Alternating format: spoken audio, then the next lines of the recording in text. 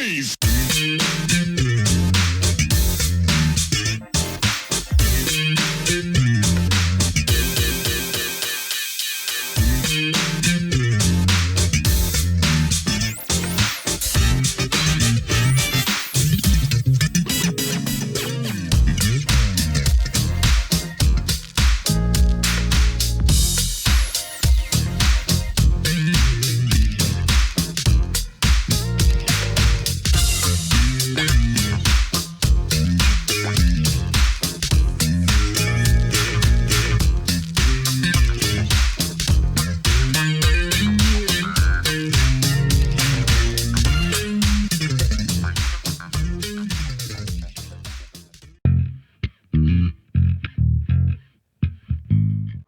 Hey, Funketeers, Bootsy here to bring the Truth and Rhythm family's attention to Funk Not Fight.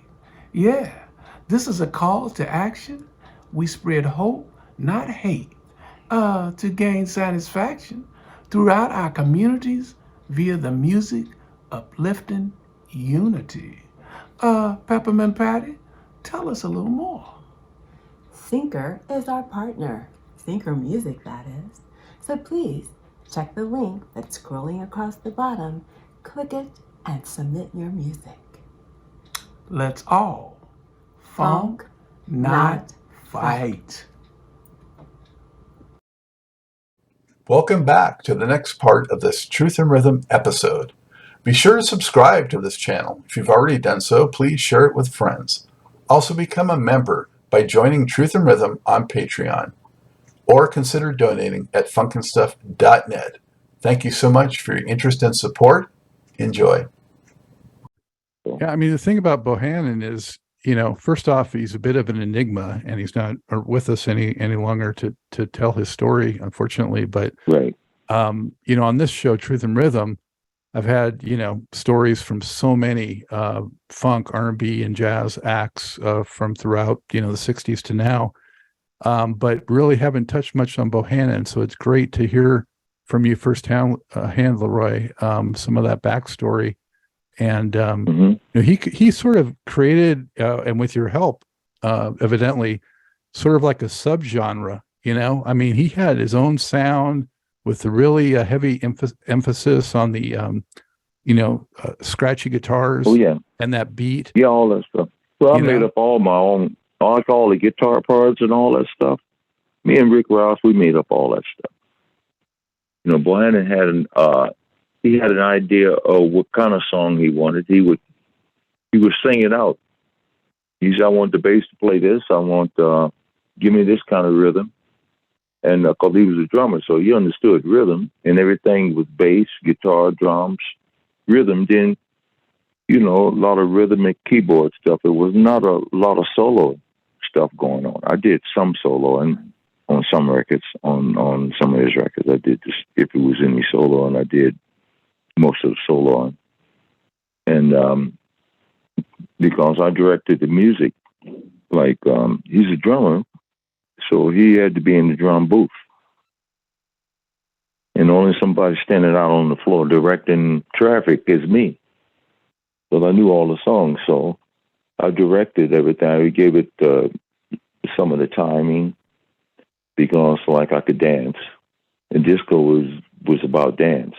And I could disco dance. So, like, I put everything in a beat and a tempo where disco dancers could dance to it. So that's why he came out with the tempo was right, and he played all the right things on the drums. He didn't have to be fancy like, Gene Krupa or nobody, So like he gave him the dance beat, and his timing was like he was like a metronome. He didn't need any kind of electronics to keep him on beat or keep him in time. Bohannon probably had one of the best timing that any drummer I ever played with. And he didn't play nothing fancy. But keeping time, he was like a metronome. And that's what sold all those records that he put out, because his timing was like right on. How tiring was it for you playing some of those sessions and just keeping those rhythm patterns going for so long, and so tight? Well, all the musicians that played with Bohannon, like Mose, which from the Counts, Jimmy Jackson from the Counts, we had Ted Waterhouse. We had different bass players from time to time. Had Ray Parker Jr., Wah Wah, Watson. We had heavy hitters. They came in, had no problem with keeping the groove or keeping the feel. All these guys are like all hit maker musicians. We all played on numerous of hits for other people, so we knew how to go in the studio and make a hit. So, and that's how it happened.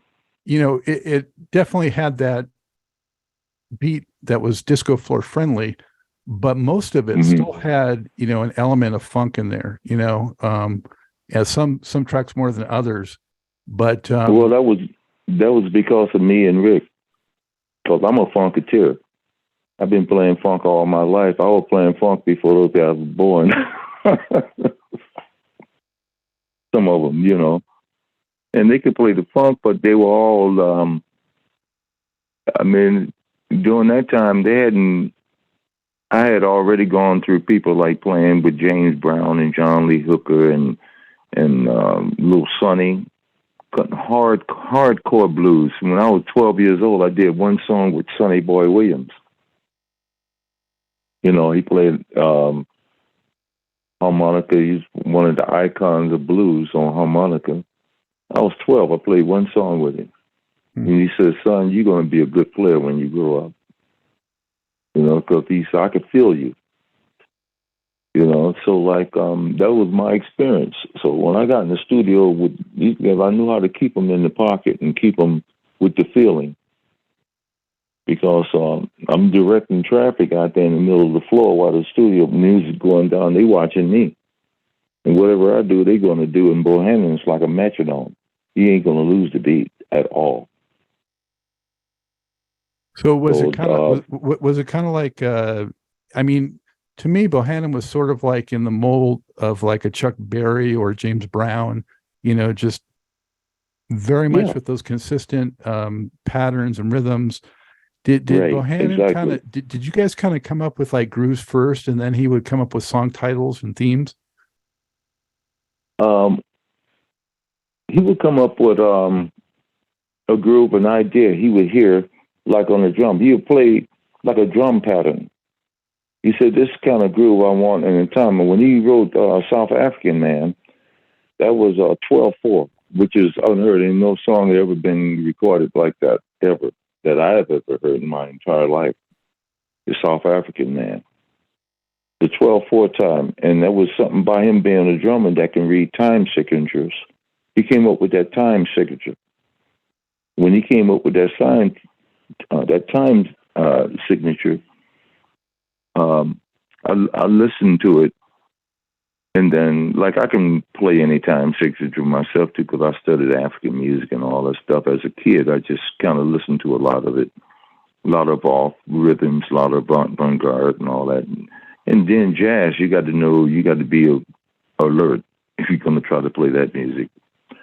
So anyway, when he came up with that time signature, I went okay, I can put a 4/4, whatever time I put next to it, and me and Rick and we came up with that boom boom boom boom boom boom boom boom boom boom boom boom boom boom boom boom boom boom. That was the groove that he played on the drum, and we just fell right into the pocket. And that's another one of his big records, the South African Man.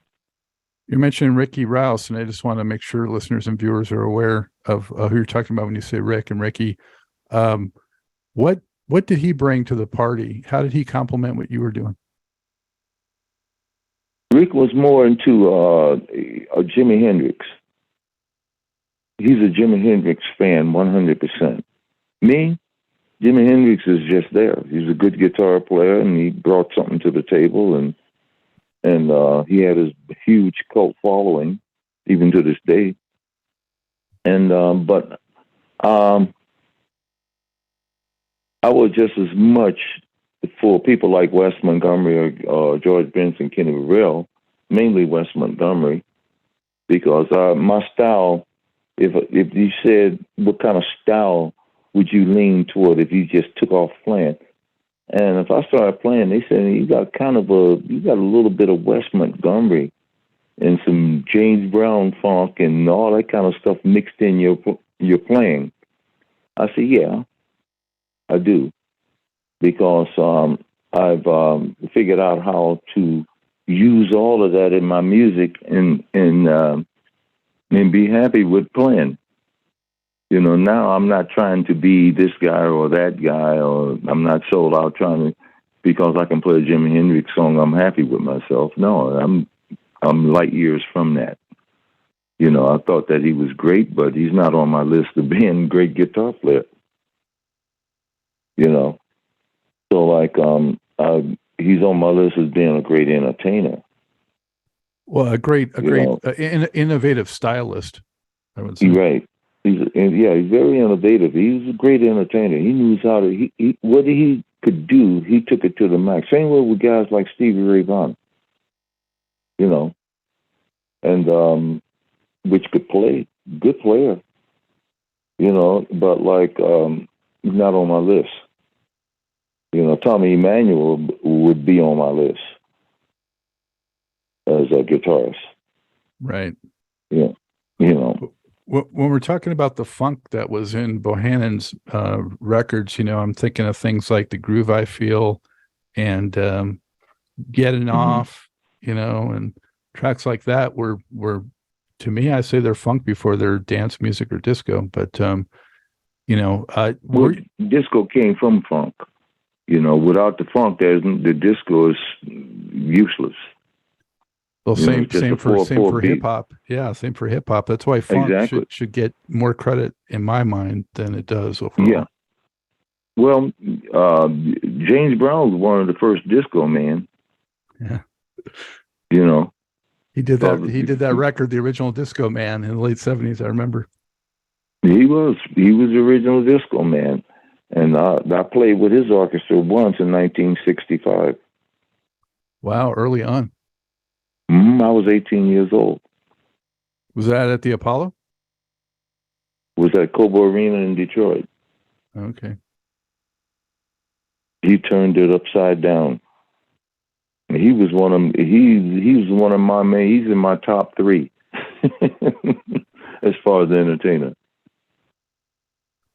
Did you ever see Sly Stone in his prime? Oh yeah, I opened up for him. Wow. I opened up for Michael Jackson. And then it comes with everybody. And I've seen it all, been right next to it, looking at it. And there's some serious stuff. Were you on Bohannon's biggest hit, Let's Start the Dance? I'm on all of his records.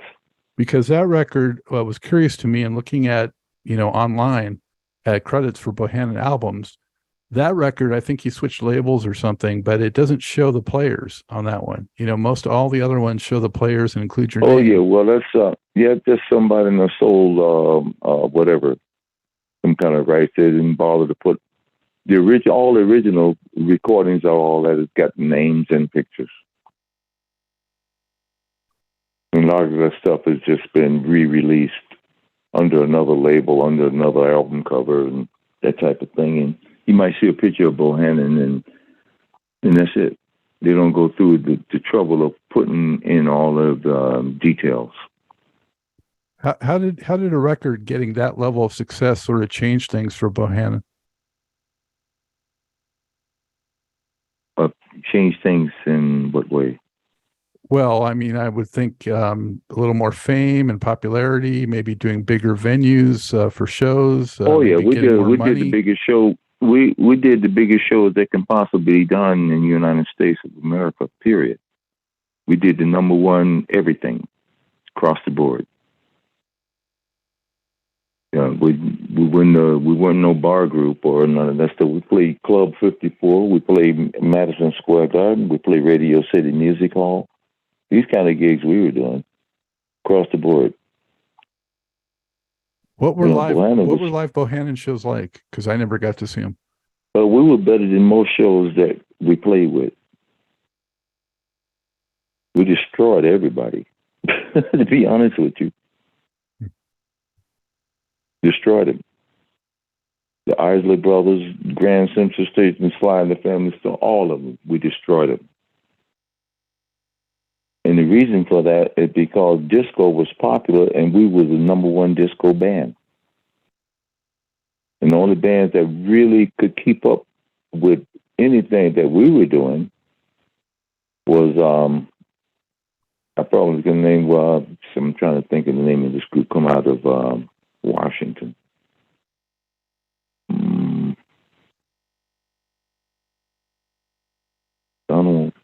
Donald, Blackbirds? Yeah, the Blackbirds. Now that group was phenomenal. And on the other groups that we were on the show with was like Gil Scott-Heron, which was totally different. But he had a major following. And groups like that, other than disco. What was Bohannon's presence like on stage? Did he interact with the crowd? Did he kind of keep to himself? He just sit there and play the drums. We did everything. Like me, Ted, and Lorenzo Brown, we were dancers. We would dance during the whole show and play at the same time. We did all the disco dances, all the disco, and we even brought new moves to the, that's what people were into. And them other groups, they were really good at what they did, and it wasn't that they had big names because they had big records. But when we came on, we just lit the place on fire, right from beginning to the end, because all our songs were high energy disco dance music. And that's where the headspace was at that time. I'm thinking maybe got mashed up with people like Casey and the Sunshine Band or Donna Summer, people like that. Yeah, we would destroy all that stuff. Yeah, I'm sure of that. Yeah, I'm sure of that. I mean, those kind of acts were like they were television acts mainly. Donna Summer, she was glamorous type of thing. She wouldn't, if she did a show, it wouldn't be her and 3 or 4 other bands. It would just be her. She was in a whole nother space. Like, you're going to bring, if it's Celine Dion coming out to do a show, she ain't going to have 2 or 3 opening acts. That ain't going to happen. Did you get on TV at all? Oh, yeah, I was on, what was that show? Out of California. Solid Gold? Soul Train. Soul Train. Yeah, I was on Soul Train once, and it was a guy from the Monkees. It was a talk show he had. I forget which one it was. I was on a talk show out there with one of the Monkees. I don't remember the Monkees having a talk show. Davy Jones or Mickey Dolenz or? Yeah, it was Davy Jones. Oh. Davy Jones had a talk show in California. It wasn't coast to coast, United States, but it was California. It covered California. Now, I saw, Leroy, that you were also on the Crowd Pleasers one album from 1979. Is that correct? Yeah, I produced them. Okay, because I just had Donald Payne was just on the show, if you know and remember who he is. Yeah, bass player. Yeah. Yeah, so we were just talking about that record in depth.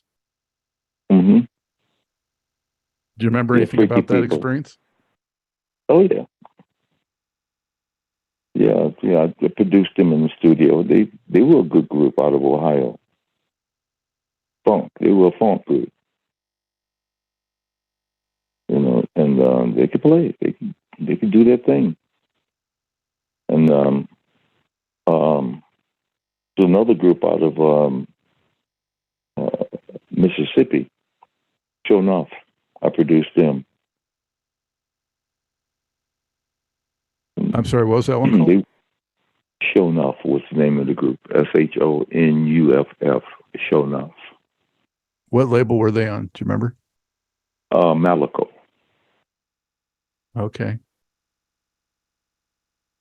Same label as ZZ Hill. Oh, uh-huh. So when I was down there recording with ZZ Hill, I produced the Shonuff. Did they get to do more than one record? The Crowd Pleasers was just one and done. Yeah, only did one record with the Crowd Pleasers, but sure enough, they did a couple of albums. I just did one album with them.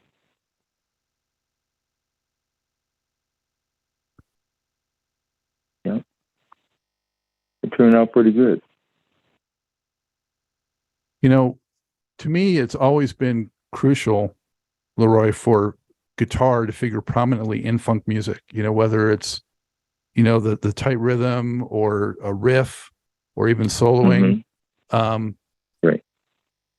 You know, you can have a really funky groove, but when you put that scratchy guitar in there, it just adds something extra that just puts it over the top for me. How do you feel about that? Well, it's just rhythm. Guitar is a rhythm instrument. It's like a drum. Anything you strike is rhythm. It all depends on the player. Me, I mastered that stuff when I was a kid. And, played with somebody like James Brown, and he was God when it came to that kind of stuff. You know, because he created funk music. That's where funk came from, was from him. That stuff hardly even existed before he was ever heard of. Do you remember like first hearing the first, you know, rhythms of funk, whether it was like Cold Sweat or whatever? And do you remember like thinking, wow, this is something really brand new and I like it? Yeah. Yeah. I remember when I first saw James Brown live, I was just a kid. He was in his prime then. I was hypnotized. I went like, and because I understood it, I understood the music. And when I heard it, could see it, and hear it live, it resonated. So I just took it and I said, okay, this is it. I can hang with this. Are there some elements of your own playing, Leroy, that you think are sort of your signature? You know, that if, you know, someone was really studied up on it, they could, you know, listen to some of your material and say, oh yeah, I hear that signature of Leroy Emmanuel. Well, that's all over the world. I've, from what I can see, like you take a place like China, which I've been there 6 times, and I've worked there, 40 different cities in China. And I'm in the counts is in the history of R&B and funk and soul in China. That's where we've made some noise as a group. And most bands, you know, that popular here in the States and that, China never heard of them. But what's so front the counts, that's a hard-hitting album for China, of all places. It's amazing how different parts of the world embrace, you know, certain music. Mm-hmm. I had Ronald LaPred from the Commodores was on, and he talked about when they went to Singapore, you know, back in the 70s, and how they were worshipped like they were bigger than the Beatles when they showed up there, and they had no idea until they went there. You know, it's just, that's right. You know, yeah. And that's where I was wondering, where I said, where are all these counts at? Where are they selling? I mean, we hit top 10 in Africa somewhere. And back in the day when we put out Get Down People, Rhythm Change was one of those songs that I wrote, me and Mose wrote. and it made with the first top 10 R&B song in South America. And I said, wow. But that's the news that I got back, that came back. And I went like, I said, we're probably, if we had a company behind us, we had tour support, is what we needed was tour support. To go to these places, we would have just took off like a rocket. But we had no tour support because the record companies was too small. Well, how and why exactly did the Counts stop, making music? 1975, we did our last album, which I have on 2-inch here, which I haven't released. I have an unreleased album on the Counts. From 75? Yep. Wow. 75 or 76. Yeah. So did it stop because, you were so busy with Bohannon and other projects, or, was there just not? Yeah, that's part of it. And then too, like I said, during that time, disco was happening. And this music that I did on the Counts is not disco, So it was pointless to try to put that music out right in the midst of a whole new stream of music that has taken over the world. It would have been a waste of time going against the grain at the time. But now I might, at some point, do something with it, come out with it, put it on. And even record companies are not really happening these days. For a lot of things, everything has gone fashionable, and they're trying to find another Michael Jackson or whatever they're doing. Everything is just heavy duty production, and record companies are not record companies no more. They're business conglomerates that's not really interested in entertainers. They handpick whatever they need and put it out there.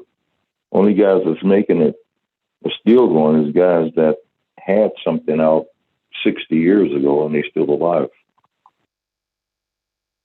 Well, obviously for myself and other viewers and listeners, we hope that somehow, some way, we'll get to hear that music that was not released at some point.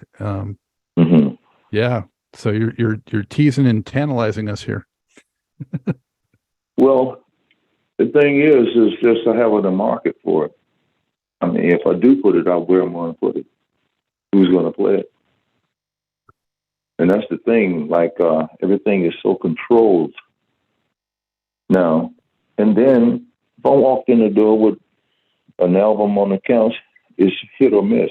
You look at me and they say, who are you? I say, I'm the leader of the Counts. I got a Counts album that hadn't been released. You say, oh, really? Oh, well, what you want us to do with it? What you got to do is get it put out on vinyl for Record Store Day. You can get some, publicity around that. I'm sure. Well, how hard that is. I'm sure it's not easy. Yeah, I'm sure it's not easy. Oh, it's hard, man. It is hard. It's easy to get it pressed and all that. I got 3 albums out in Europe. I got 3 albums on myself, 2 in Italy and 1 in Austria. And when I go there, I sell them from the stage. So far, I've sold about 3,000-4,000. Whenever I tour, I sell maybe 700-800. But the thing is about that, all the money is mine. Yeah, that's the sweet part. Yeah. Well, they're not giving me 10% or 3% or whatever or nothing. At least when I go out, and that's the only reason why I'm going back now. And the way my business is right now is small business. I'm a small businessman entertainer. They take care of my flights and hotels and food and all that kind of stuff. Plus, I get paid. And it's not like a huge amount of money, but it's enough money for me to take care of all my bills, whatever I got to take care of. And, you know, and I'm not killing myself. I only would maybe do a couple hours in a night and I'm done. Sometimes just one show. And Leroy, I'm doing pretty good gigs. Huh? Leroy, tell people about LMT, how that came to be, and because that band is no joke, and you got some good funk in that group too. Oh yeah. Well, I've had that band for 33 years, and I put those guys together, 33 years ago, and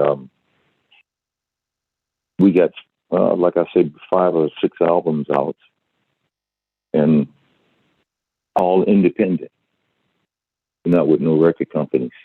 We did a lease on a couple of companies. When we were in China, this is a good story.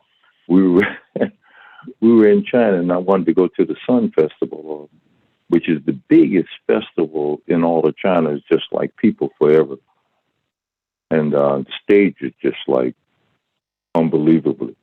It's huge, and the production is like multi-million-dollar worth of just production stuff on the stage with speakers, and they got drones that flying around doing all kinds of stuff. It's very upscale there when they do it. When they do something, they do it huge.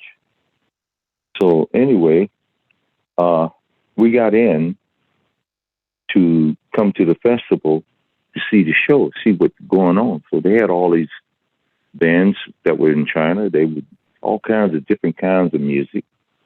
They had jazz. They had some groups come in from Switzerland and from different places like that.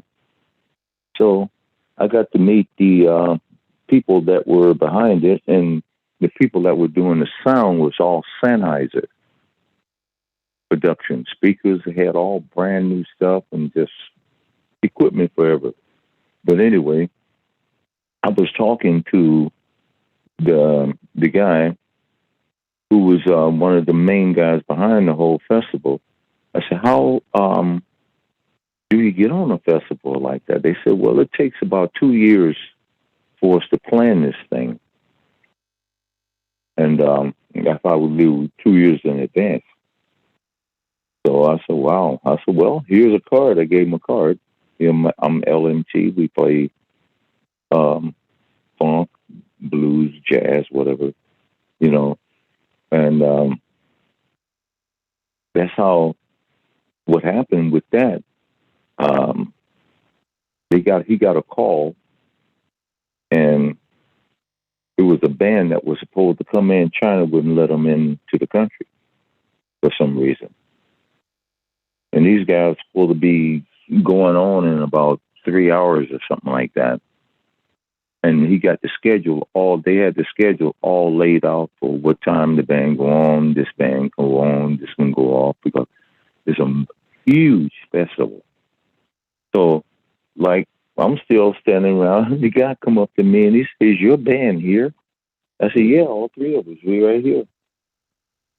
And he said, "Do you have your answer?" I said, "Well, yeah, I got. We have a band that we come in and we do have our guitars. That's all we had. But that's all we needed, because they had everything else, and they even had guitars if we needed it. But anyway, the guy said, "You want to go on this show?" And that's what, like, wow, are you kidding me? So anyway, we ended up playing, and we just destroyed the crowd. They just went crazy because we were the only band that was playing some heavy funk, some blues. And the Chinese went nuts. It were big, huge young people, as far as you can see. And anyway, Sennheiser did the production. And they asked, "What company are you with?" I said, "We're not with a company. We're independent." So anyway, he said, "Would you like to do an album for us?" And I went like, "Sure." So long story short, they flew us into New York and Manhattan. And we went in the studio and we did Funk is the Final Frontier album on their new equipment that they had. And great sound, everything. But the president of the company, he was going to make a label and have us on the label as a Sennheiser group. But he ended up getting another job somewhere else doing whatever. And he took off and that whole idea fell apart. So they gave us the album and we didn't pay a penny for it. Nothing. Gave us the pressing, everything. So that's what I've been promoting this group, but it was just something like an angel fell out of the sky or something. I just started promoting, and we started promoting our own stuff. We already had a top quality recording, printed, everything. What so year was that? What year was that? Huh? What year was that? That was 2018 or something like that, 17. I have to look on the album. Funk is the Final Frontier, LMT Connection. But it's independent. And I was thinking about putting it on vinyl, but and like a lot of stuff, like I got music forever. And it's all very well recorded stuff. But like I would like to put it to vinyl, but like LMT is getting I'm in a situation whereas I have 2 European bands. So when I go to Europe, I don't go with LMT. I go by myself because I'm the guy that they're selling, Leroy Emmanuel. And my shows are selling out, so. Well, that record is funky for sure. And also Color Me Funky from 2007 really cooks too. Right. Yeah. You got those albums? You got those CDs? I don't have the CD. I have, yeah. Oh, yeah, just have the music on it. Yeah. Yeah. But I dig it for sure. And people unfamiliar with it who are watching or listening, definitely check out those LMT Connection records and, help continue to fund the art that you and your musician friends are doing. Well, you mentioned, that you sing too, and you really do sing, I wasn't really familiar with your singing until I, kind of boned up for this interview, but, definitely, you can wail, so. Yeah, I sing all the LMT stuff, and I do a lot of the Counts lead singing, me and Demo. And that's the Counts. So we do all our own vocals on everything, background vocals, everything. And I wrote basically all the songs for LMT. All the original stuff that's there, I wrote all that stuff. So right now, I still got tunes, bits and pieces that I'm working on. Is there any show from the Counts or Bohannon that just really stands on your memory because something unexpected happened or something beautiful happened or something bad happened?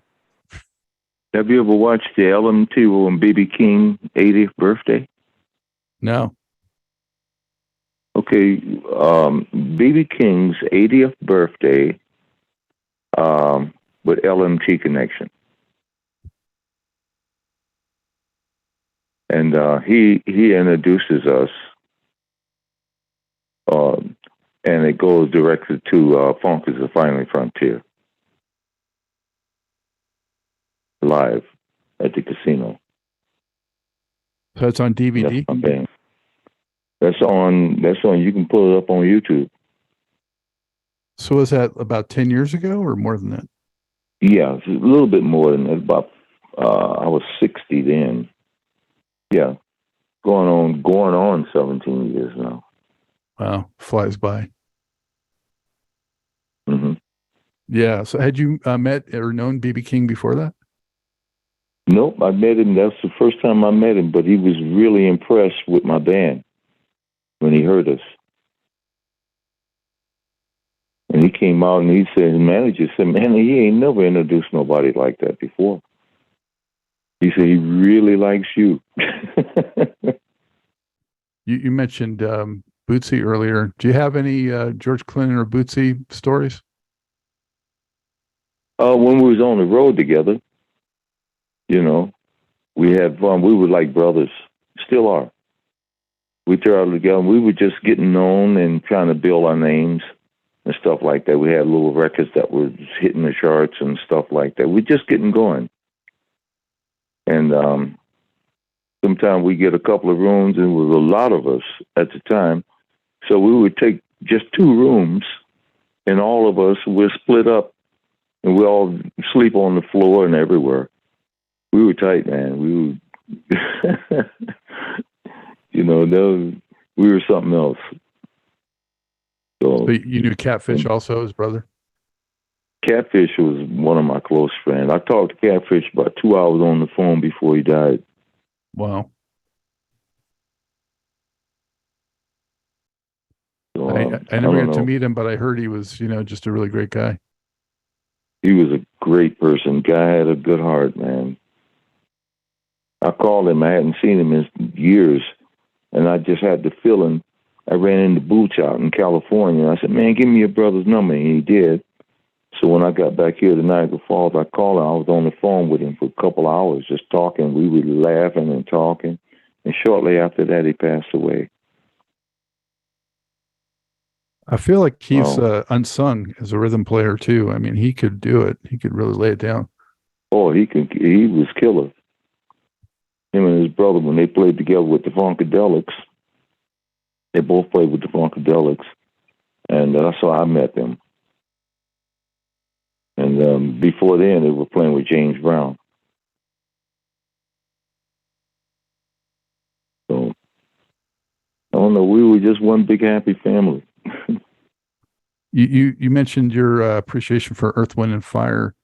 Was there anyone else that you saw in all your shows and times and that just really blew you away in terms of their show or their presence on stage?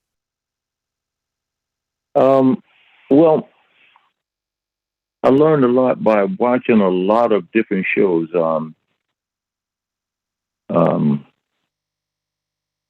Ben Vereen, we opened up for Ben Vereen one time in Atlanta Civic Center.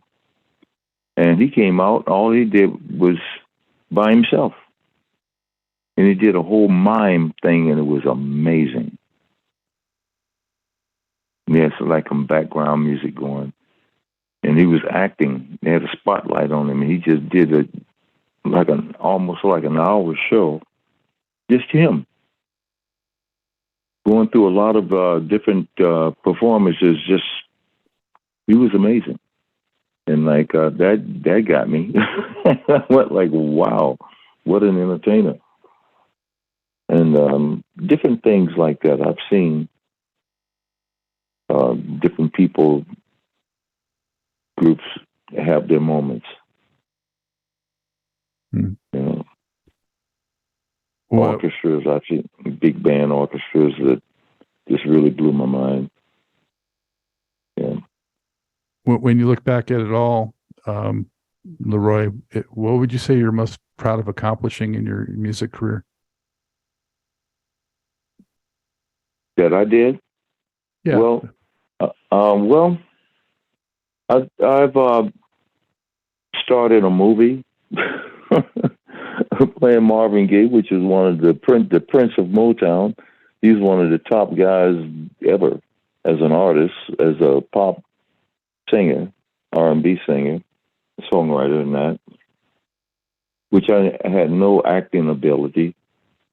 I never went to school for nothing like that. It's just from studying people and studying movies, and I just taught myself how to do everything I know. And I've accomplished playing with a lot of people, or being on the shows with people renowned, the biggest names in pop music like Michael Jackson, Stevie Wonder, Dionne Warwick, and Harold Melvin, Blue Notes, and it just goes on and on and on and on. I've been in concert with these people and played with some blues artists. The respect that I got from B.B. King that took me over the top, because he's my favorite blues man. And he's looking at me and telling me that I'm great. I'm going like, wow, you know. So for me, I think I've accomplished everything that I've ever wanted to accomplish as a musician and as a person, meeting people and meeting people I've looked up to. Wes Montgomery became a friend. I met him. First time I sit down with him, he bought me a beer, and I was too young to drink. But I drank it anyway because I was with the guy that he was my number one guitarist. That he just took me away. The way he played and stuff like that. It just, I've never been that close to somebody that I really admired that much. So, and plus, see, what I learned from him, other than guitar playing, he was a man that had 5 kids and a home and a wife, and he was out there playing not just for the money. He was already number one jazz guy on the charts, and every guitar player in the world wanted to play like him, including Jimi Hendrix. And it was just a type of thing, whereas I just, I don't know how I got myself in and out of so many situations going past my goal. So it's all gravy. It's all gravy now, right? Yeah, man. It's all gravy, brother. I don't know no guys that's my age that's getting called from all over the world, or we be getting things straightened out here. Would you be available to do some concerts in the next 5-6 months from now, and all this kind of stuff? Now all I tell them is, I say, if God still got me here running around, I'll be there. How can people keep tabs on what you're doing, where you're playing, and what can you share with us for keeping up with Leroy Emmanuel? Well, they look up LMT Connection, and they see what I'm playing with all of that, and that's how you got in touch with me. A lot of people get in touch with me. They'll write me a message and ask me what am I doing.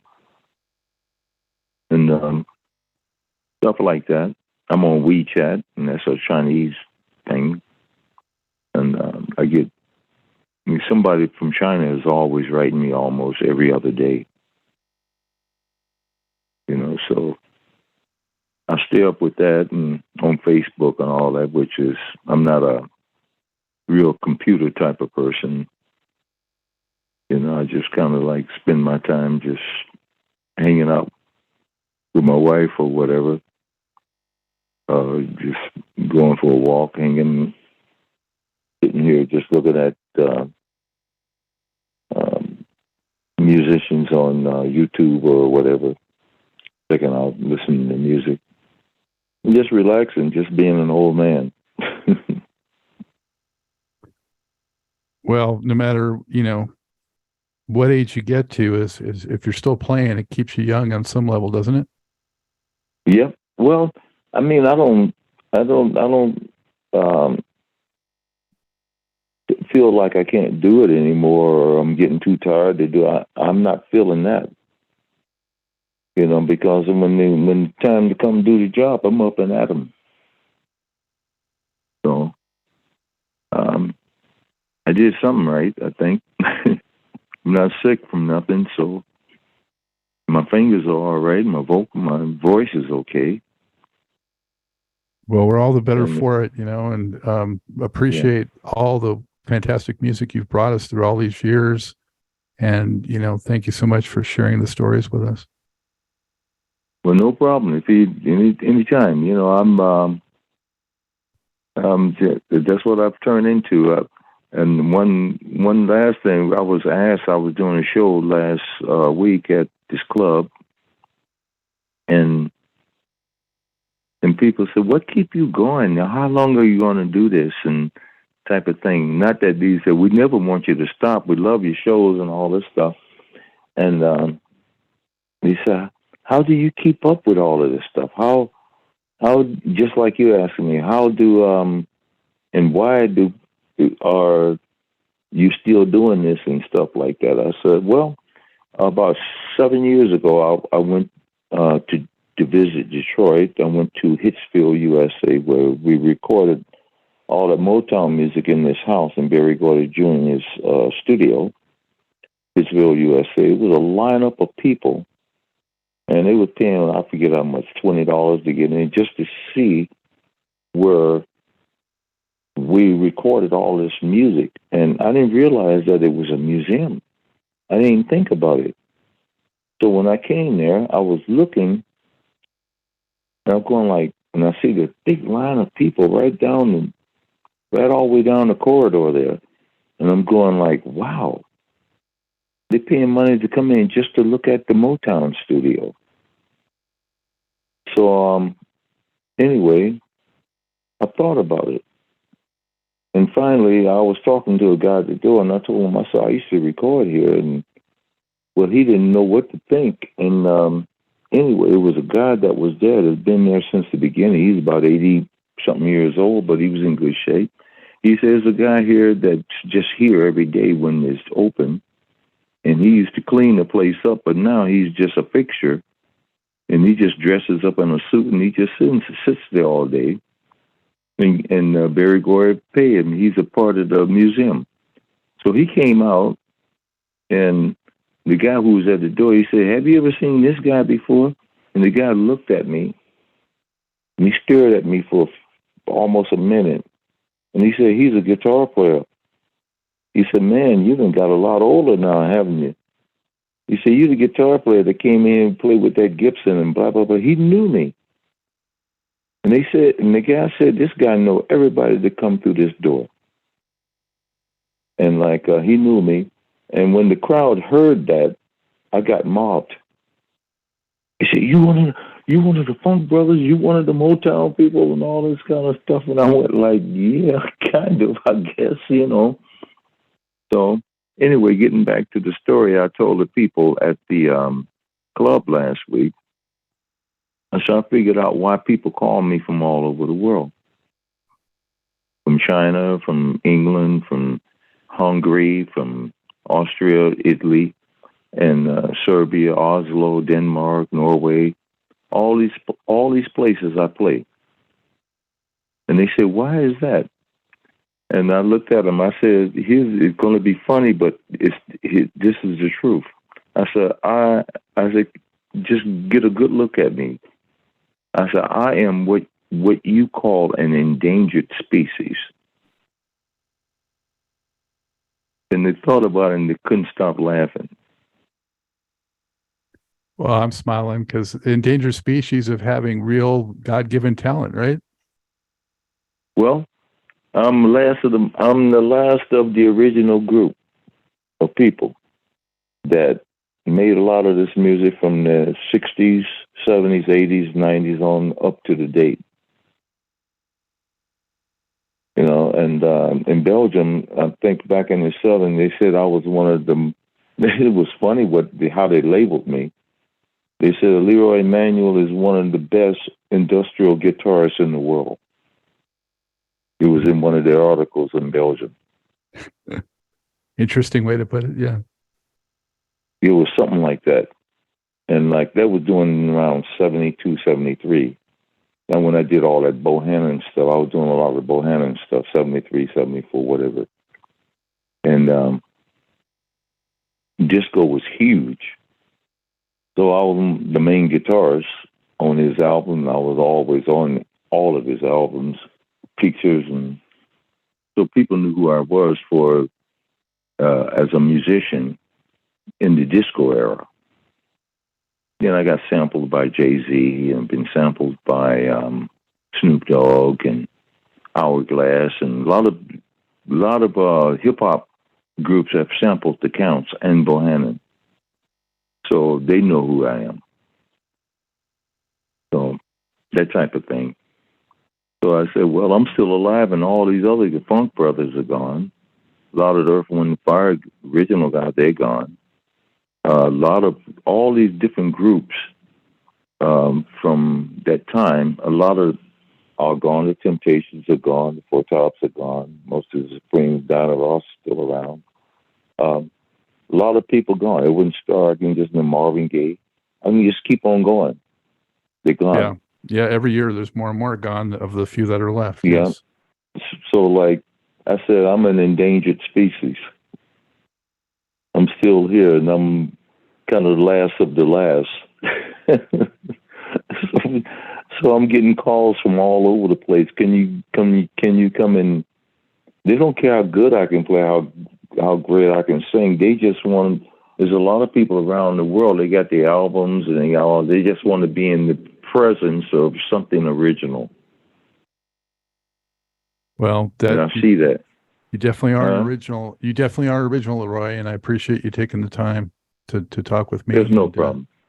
Okay, brother. Well, you got a lot of information there, and there's a lot more, but there you go. All right. Fantastic. Thank you so much. Take care of yourself. All right. You too. I hope you enjoyed this episode of Truth in Rhythm. A big thank you goes out to our guest as well as to you, the viewer and listener. Also, much gratitude to Pleasure for supplying the show's funky opening and closing music. As a reminder, you can always access the complete list of linked shows by episode at funkandstuff.net.